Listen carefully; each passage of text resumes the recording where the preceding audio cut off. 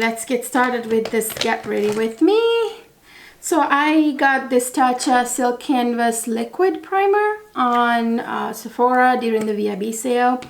I've already used this and I really like it. I think it's very similar to the solid version of this. Has a slight blurring effect to it, and then I believe this one version also has skincare in it, just like the original.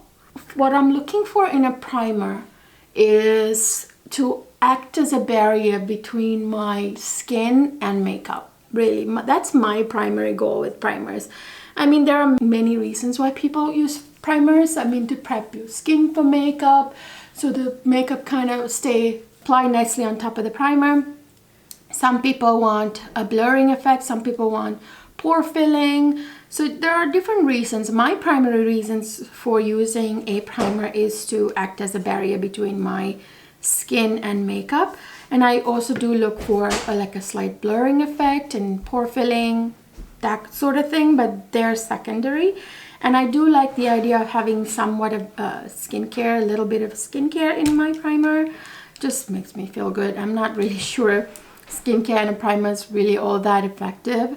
But anyway, so far so good. Love this product. So I always do color correcting, and you know I do. I usually use the Charlotte Tilbury color corrector, but today I wanted to try something new because this is, you know, trying new products. This Kevyn Aucoin color corrector slash concealer, I got this. I didn't get this right during this VIB sale, but I did get it just recently.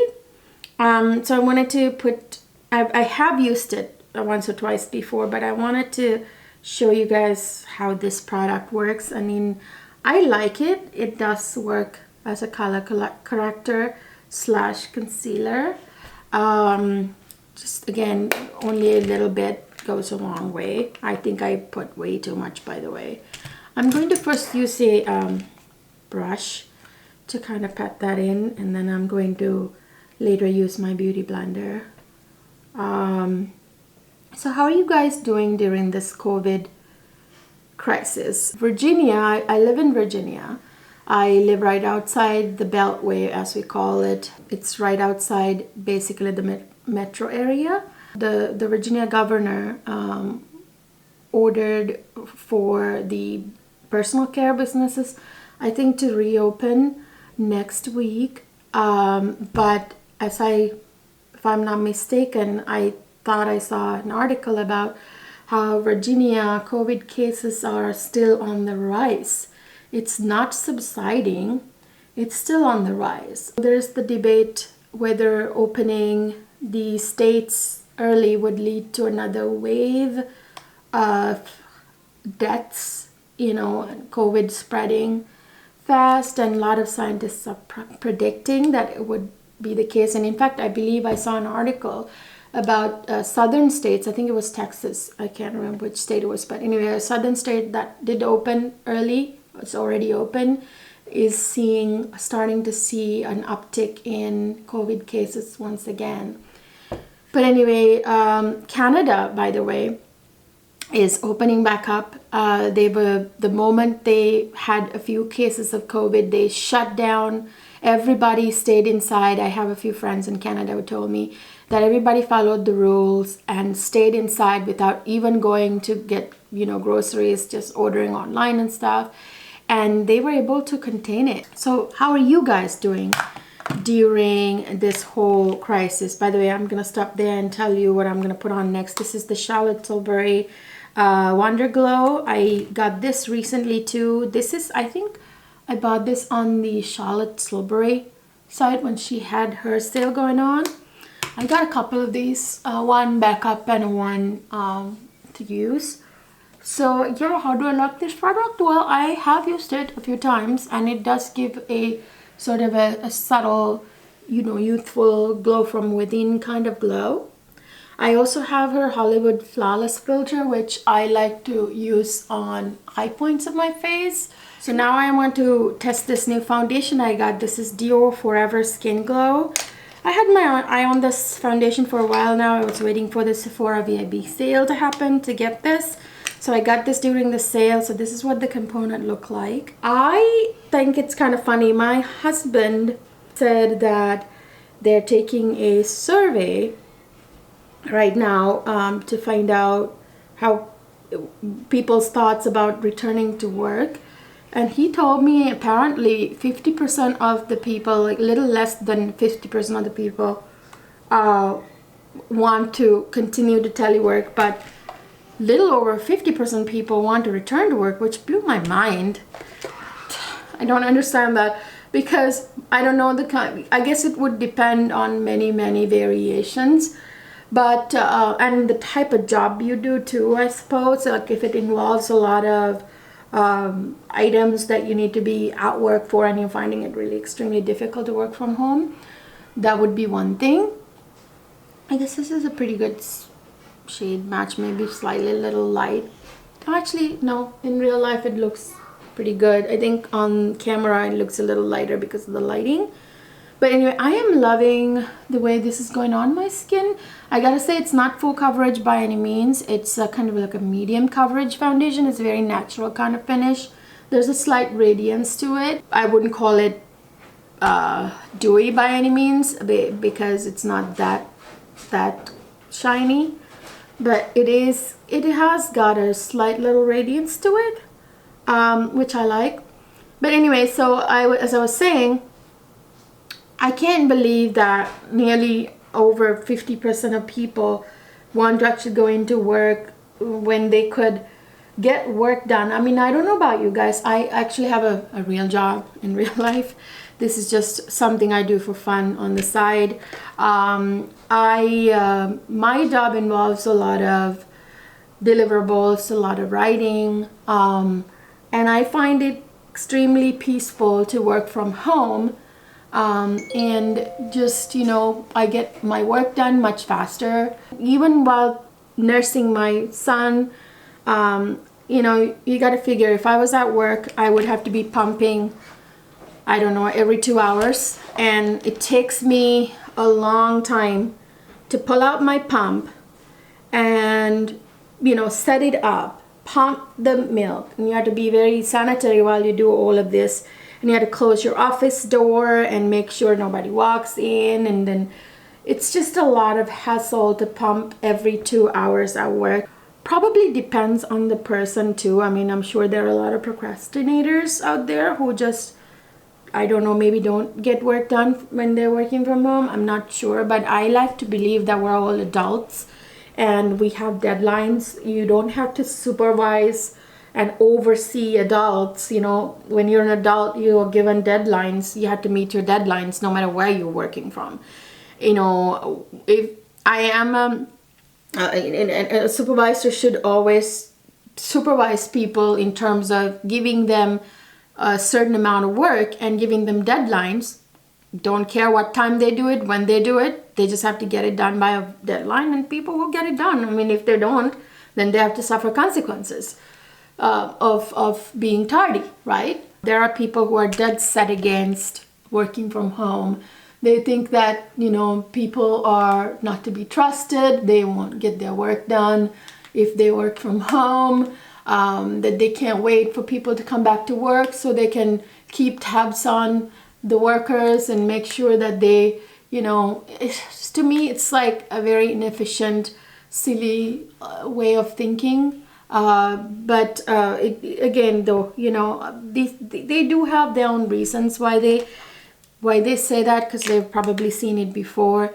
But I mean, in my mind, if you give people workload and you give them deadlines, they have to get it done. You know, so they will have to get serious, get a day's amount of work done. I do every day. I have very productive days. I get all my work. I set aside a certain number of work that I need to get done. By the end of the day, I set myself a goal and I goal for that goal and I get it done. And I only stop to feed my baby, which I would do at work with pumping. And it takes me much less time to actually nurse the baby than to pull out my pump and pump the milk for the baby while at work, and having to wash all those pumping equipment every 2 hours. It's just, it takes up a lot of time. Even if I actually wasn't breastfeeding, I think I still get more work done while nursing the baby working from home. There are people who just don't like to work from home because they don't want to be around their family too much, which also blows my mind. So to me, my whole purpose of my entire existence is to look after my family, to be with my family. You know, I want to be with my family, which I always assumed people wanted to be with their families, unless, I don't know. I mean, why would you even have a family that I guess you don't want to be with? I just don't understand that. But anyway, maybe I'm just lucky to have a family that I just want to be around every passing second of the day. And, you know, that doesn't mean that I don't get my work done. I mean, my parents are here helping us. So they chip in during work hours, and I nurse the baby, and they take the baby away when I have to get back to work. And, you know, during my lunch break, I stop and I play with the baby for a few minutes before I eat lunch. You know, I take a break, you know, a tiny little break, and I, you know, make sure the baby's doing okay and look to check on the older one and all that. Same with my husband. But I actually work longer hours when I'm working from home. I find myself coming down, get up, you know, get up, shower. You know, I don't have to take all that time putting on clothes, getting my hair done, put my makeup on, get lunches ready, get the children's, the older ones' lunch, all that stuff that you take a lot of time. And not to mention that commute that is a killer. I mean, at least where I am, it takes me like an hour and a half to get to work, even though I only live technically 20 minutes outside the Beltway.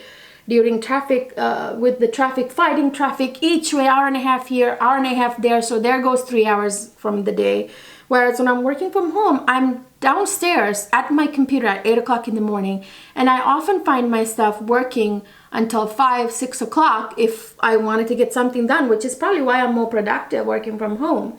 So, you know, and sometimes into the night, if I, let's say, couldn't get something done because I was waiting for someone to respond to me, and that person responds to me, I don't know, 7 o'clock, especially the Pacific West Coast people respond late. And if that person gets back to me at 7 o'clock on my time, I still go back online and I, you know, respond back and do whatever that I couldn't get done. Because working from home, unless the nature of your job is very different and that requires you to be physically at work, is a good thing in terms of saving money for the company, for yourself, saving time, increasing productivity. I think it's great work-life balance. I get to be around my family, even if I wasn't spending time with them while I work. At least I'm around them, and I still get work done, and I don't have to spend an hour and a half on the way home trying to get home to them. That's another, you know, that's an extra hour and a half on the road that I can save, that I can spend with my family. It just makes sense overall. So by the way, I just wanted to tell you guys what the concealer I use. So this is the Giorgio Armani concealer. This is not the Power Fabric. This one is the Luminous Silk Multi-Purpose Glow Concealer. This is a very light coverage concealer, guys. I am not sure I like it because I was just noticing as my dark circles are still peeking through slightly. Usually when I use my all-time favorite one, which is also by Giorgio Armani, funnily enough, it's the Power Fabric one.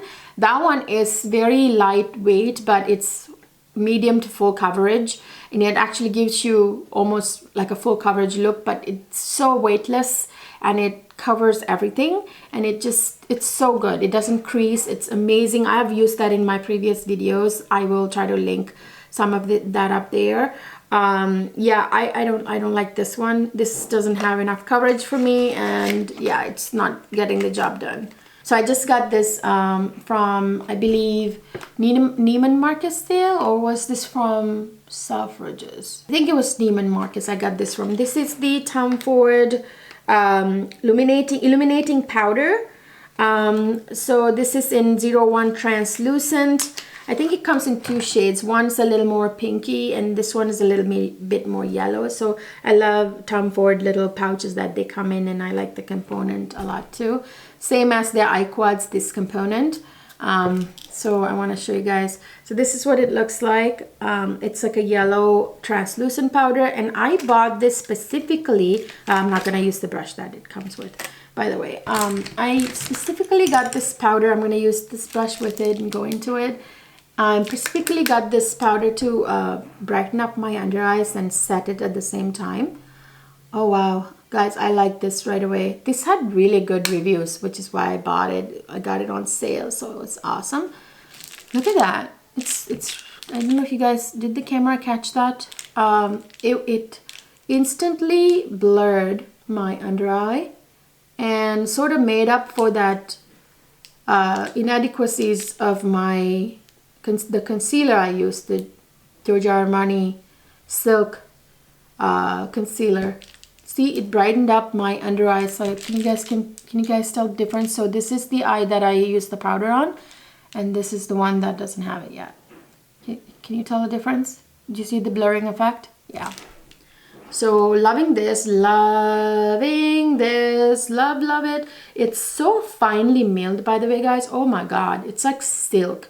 I don't know if you can tell it, like it's really hard to convey.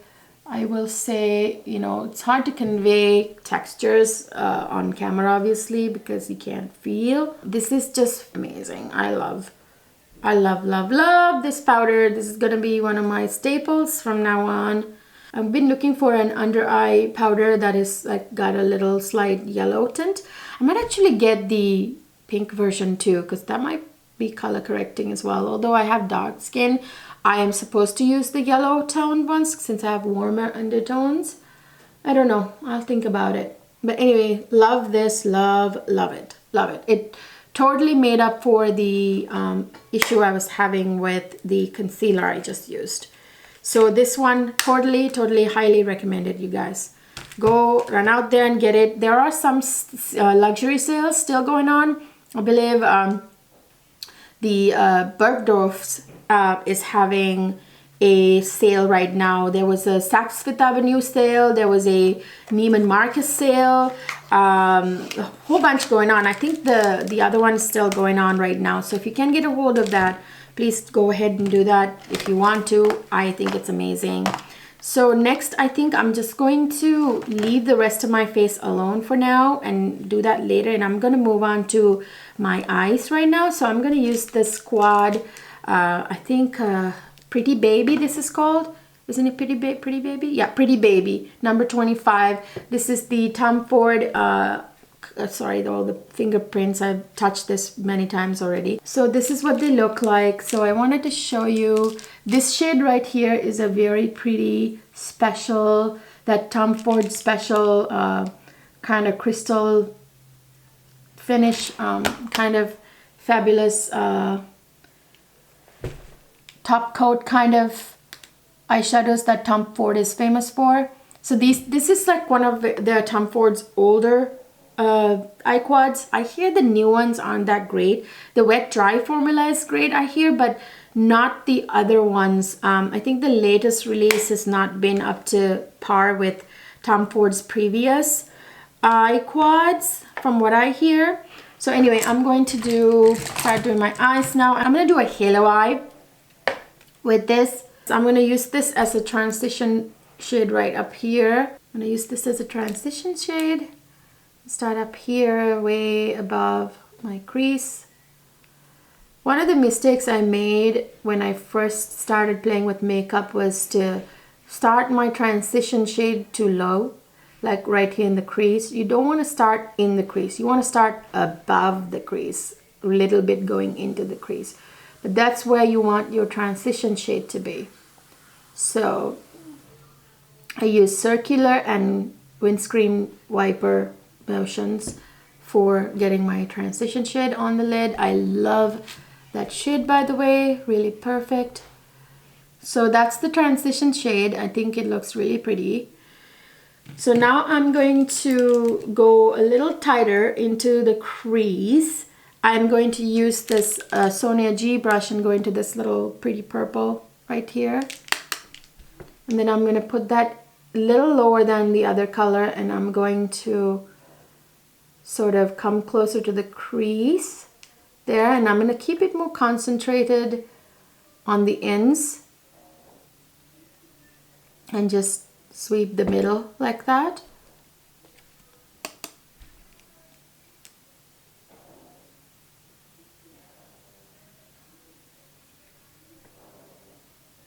There you go. That's really pretty. Now I'm going to take a sort of a brush like this. This is kind of a packing brush, and I'm going to take this darker shade right there, and I'm going to put that on the outer corner and inner corner, because we're doing a halo look today. The sun was blazing and now it's gone. I started filming thinking, hey, sunlight's coming through, good time to film. The moment I started my camera, the sun went hiding in the clouds. By the way, am I the only one who's getting extremely tired of this stupid weather? Oh my God. If you're gonna be, you know, not gonna be able to go places, at least I would hope for good weather. I mean, where I live, usually by March, the weather turns really beautiful. I mean, almost like all those past, I think we've lived here now almost 10 years, past years, with the exception of maybe 1 or 2 years, in March, you would sometimes the weather would get super hot, almost like summertime, you know, like it would really, really warm up, and we'd be able to start planting, putting plants down in the garden and all that. And by the way, we haven't been able to do that very successfully. So my husband built this little tiny greenhouse for the baby plants, the tiny nursery plants we bought, and they are thriving in the greenhouse, the little greenhouse thing he built.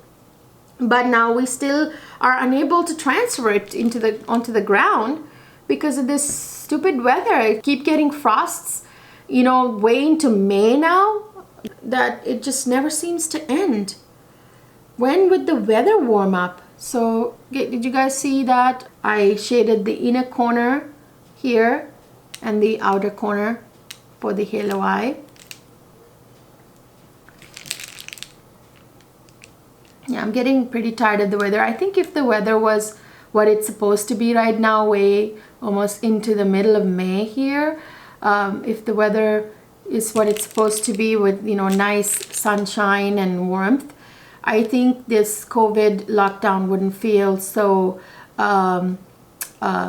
you wouldn't get the cabin fever so much if you could go outside and do more things in the garden, you know, take the children outside into the backyard to play more often, go for jogs and runs more often. I don't know. I just really hope the weather just warms up next week, because I'm getting pretty tired of this. So I did the same on the other eye. So I kept the middle of the eye blank for the top coat shade. So that's how we're doing a halo eye. So then I'm gonna connect it slightly together like that. And now I'm going to take a blending brush and sort of blend a little bit. And then I'm gonna go into this beautiful top coat shade right in here, and I'm going to put that right on the middle where I left blank.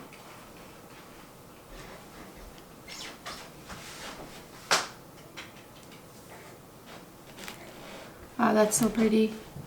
Right in the middle, because we're doing a halo eye. So I'm going to take that brush again, the one I used on the outer and inner corner, and I'm going to blend that into the middle top coat shade.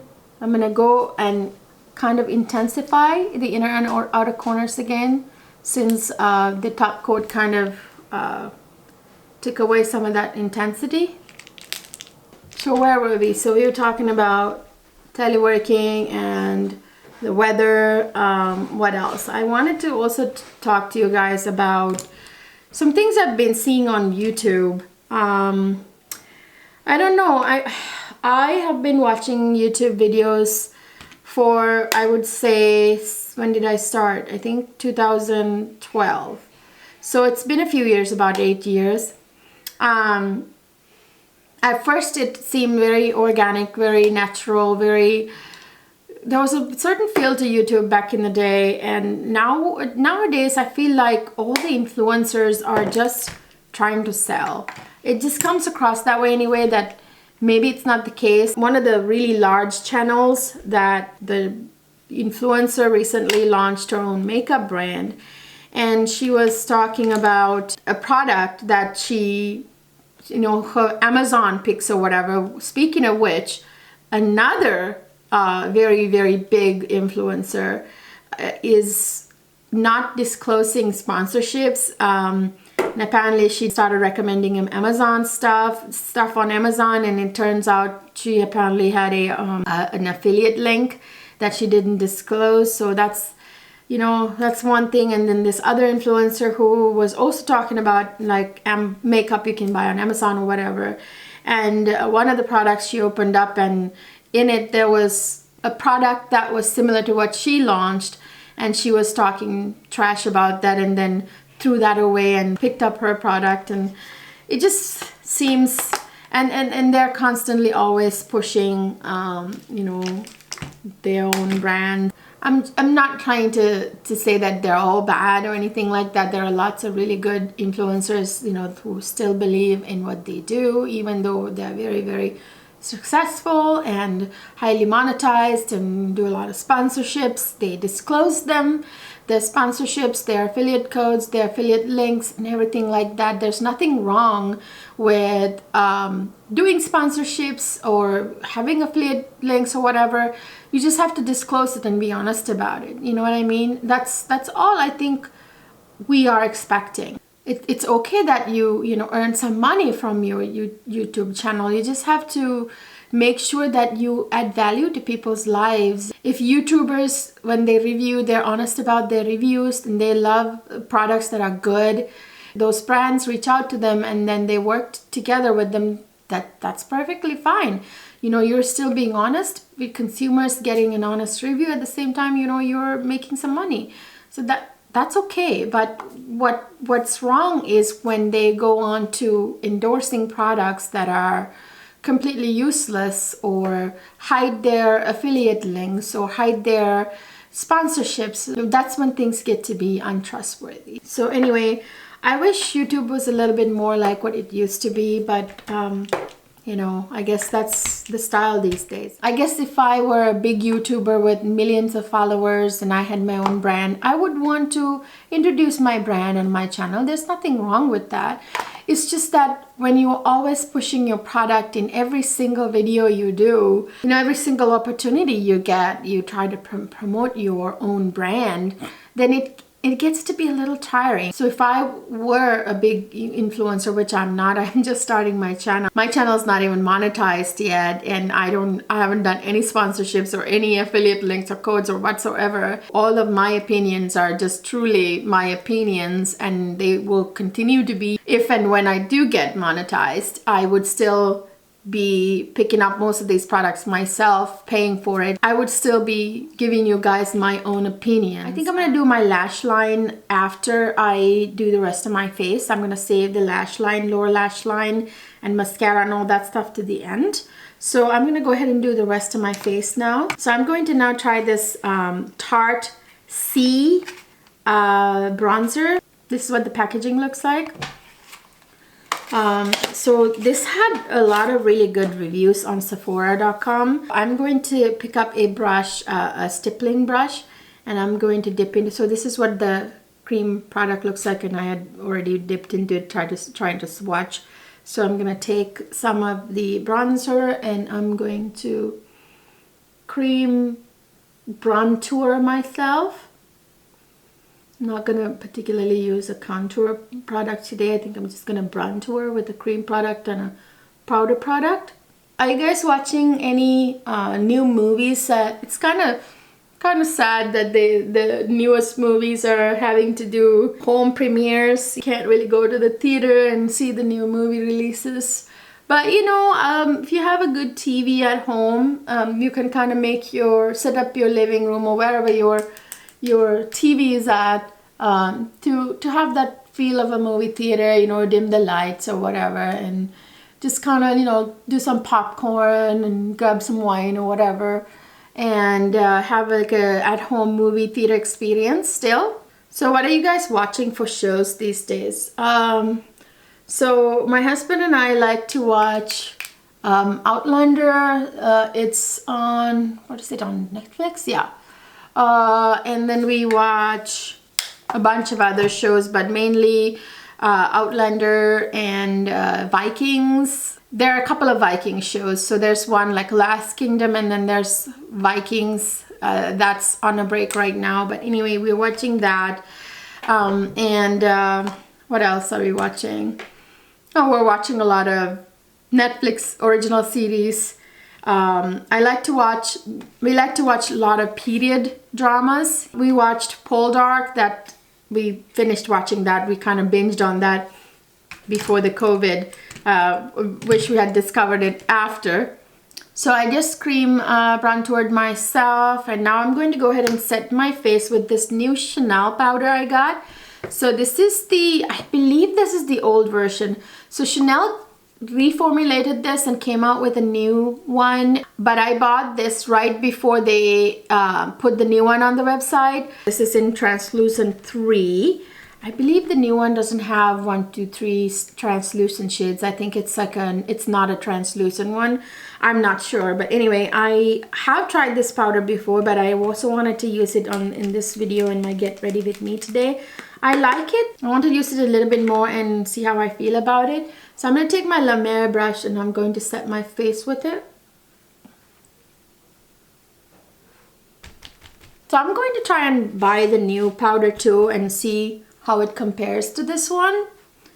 This one so looks good actually.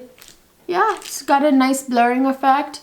Set my face really nicely. Took away some of that radiance, however, that the foundation had, but that's to be expected.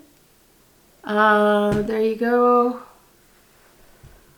So yeah, I like it. It's got a nice blurring effect. It's kind of, I feel like gave me a nice veil over my face, and it didn't hide my bronzer. That's why you want to use a translucent powder if you're gonna go over your cream products. This is not a new product to me. This is my second or third one of these. I just repurchased it. This is the Too Faced Chocolate Soleil bronzer, and I'm gonna use my Refer bronzer brush and bronze up my face. This smells like chocolate, by the way, you guys. It's really a pleasant smell.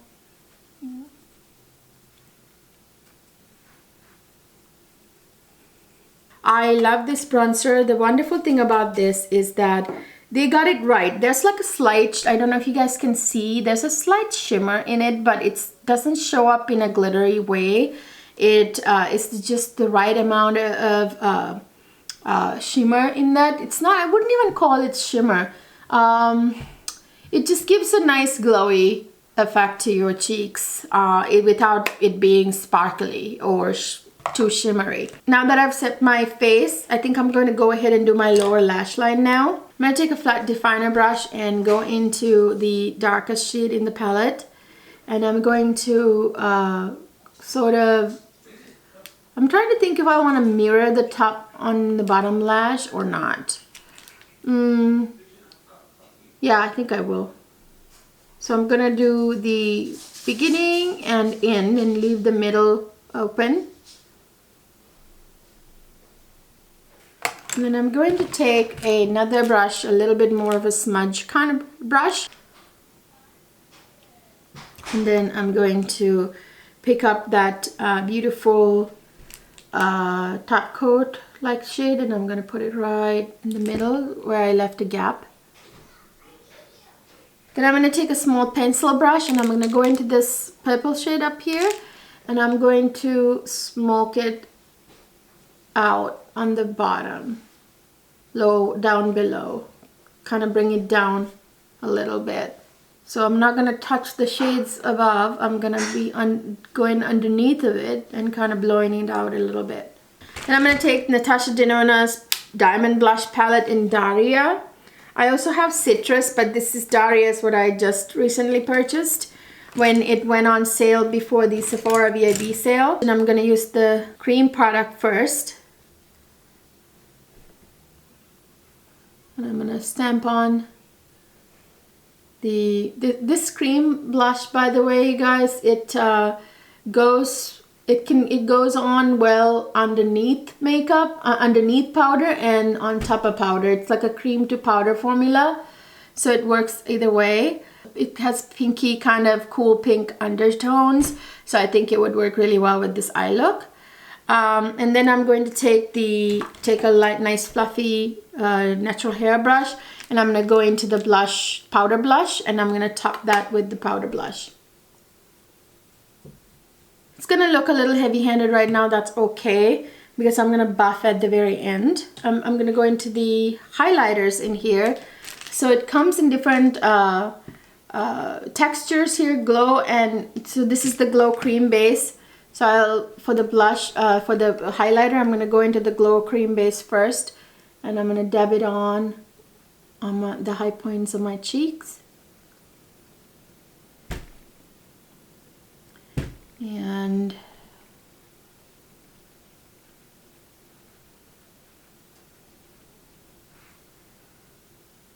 then I'm going to take the Anastasia Beverly Hills highlighter brush, and I'm going to go into the Glow Extreme, and I'm going to top it with the Glow Extreme.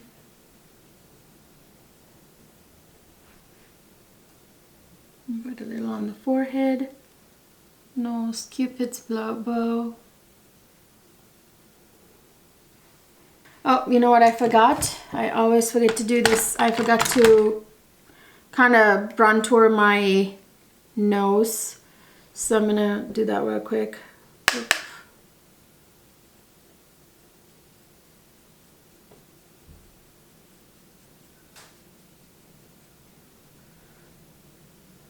Bring it up to my eyebrows. And then I'm going to go in with a smaller brush back into the highlighter shade. And then I'm going to focus highlight my nose bridge. I might go on top of it with this beautiful wet looking glowy diamond powder and put it right on the tops of my cheekbones. Now I'm gonna do my eyebrows, and I'm gonna curl my lashes, put mascara on.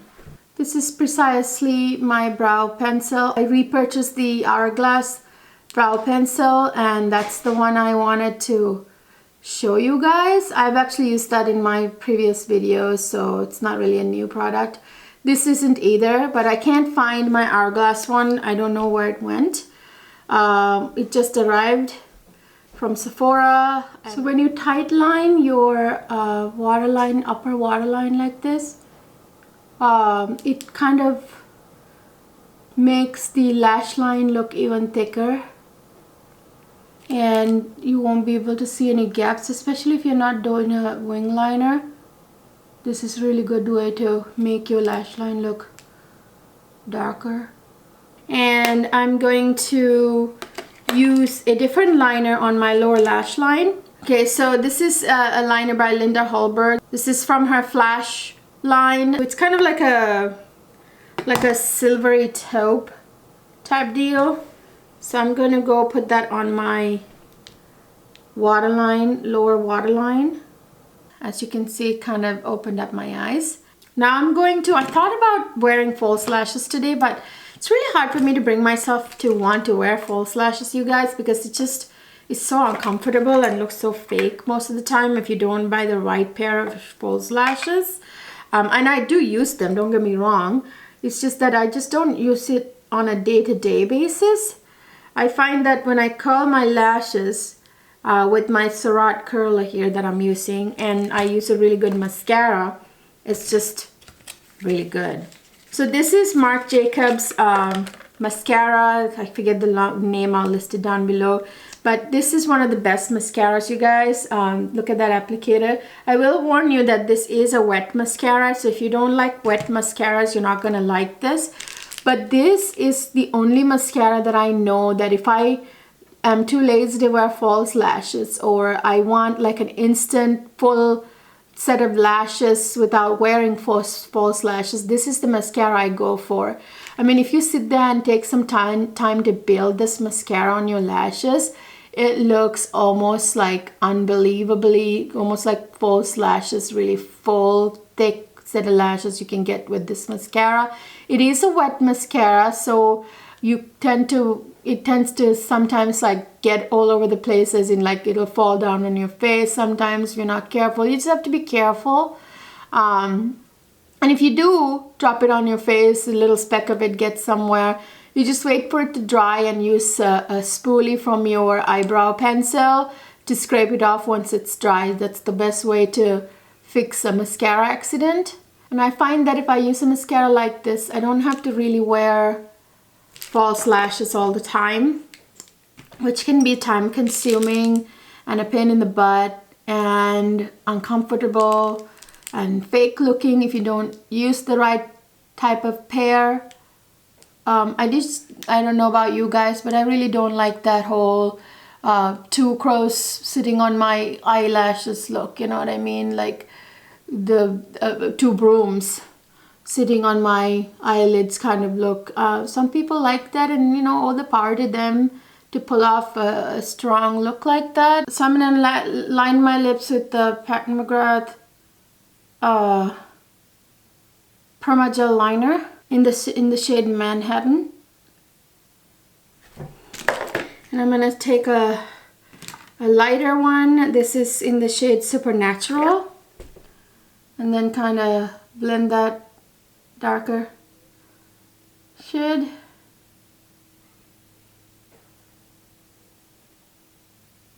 Kind of like an ombre effect here, like that. And now I'm going to use this Gucci lipstick in a matte formula lipstick in Painted Veil. I love the formula of these lipsticks, you guys. I bought like 2 more matte formula ones. I bought 2 or 3 of the Balm formula, and I got 2 or 3 of the satin formula. Bergdorf Goodman's sale should have these lipsticks still. Neiman Marcus had it on sale. Sephora did too. I think I'm gonna top it with a gloss as well. So I got this Marc Jacobs kind of like a cross between a lipstick and a gloss formula here. I'm gonna top that right in the middle with that. This reminds me of the Superstar Lips by Charlotte Tilbury, this particular formula. Just putting it right on the center of my lips. Looks perfect for this eye look. So yeah, that's it, you guys. And I had bought the Hourglass Veil setting spray. That's missing too. 2 of my items are missing. I know I received them in the mail. I'll include that in my next Get Ready With Me or in a separate video. But I already reviewed this. This is the Fenty Beauty setting spray. I also got it in this Sephora VIB sale. So I love this product, you guys. It has the most beautiful skincare type smell that's so just like spa-like. It's not a strong smell whatsoever. I can barely smell it. And it's such a fine mist. I mean, did you see that mist? It's such a, can you see it? Yeah, it's just an amazing one. Anyway, so I'm gonna take my hairband off now and show you the final look.